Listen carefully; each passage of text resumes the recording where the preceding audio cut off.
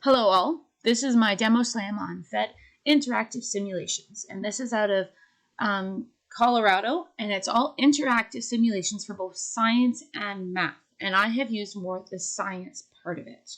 When you join, to see all the different parts I'm going to show you, you are going to need to make an account in the right top corner up here, but it is a free account. You don't have to pay anything, so that's always a bonus. Some of the sims that I've used, just to get an idea of what this is all about, this is the one with static electricity that I use in my grade 6 class when we talk about electricity. And it really lets the kids interact. So in class, I will have a balloon and I will have a sweater or someone's hair, and we'll rub them together, get static electricity. But students can't see what's happening with the particles and the different charges. So that's why I love this, because I can see what's happening and where it's going. But it also lets kids ask questions. Well, what happens if I have 2 balloons? What happens if I remove the wall? And it shows them, well, this is what part they see in class with no charges, or just the difference in charge and the different charges. Another one that I have used is the construction of circuits.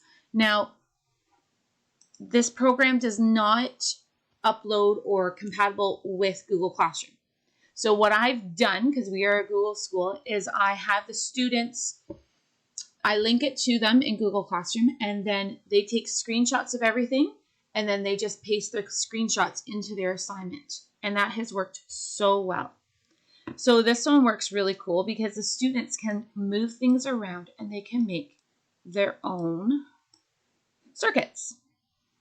So students can make a circuit and they can see the light bulb, they can move things around. They can make parallel and series circuits, and they can see how it works, and they can compare the light bulbs, which I found very helpful trying to get that message across and sort that all out with students. There's all different things they can try here, but the part that I really liked with this, and this comes with every simulation, is it gives it information about the actual simulation. There's all kinds of teacher resources, assignments, activities. That's all part of this, how it lines up with different documents. Here's related sims. So if you're looking for another lesson or something similar, they give you that. The other thing is if you're trying to make a handout or an activity that they can do alongside this, then they do have that here so that you can download these. And how can I use this? How does this work? What's worked for other teachers? So it gives you a huge head start. It also tells you what grade level, which I found very helpful. And that's how this website works. Thanks.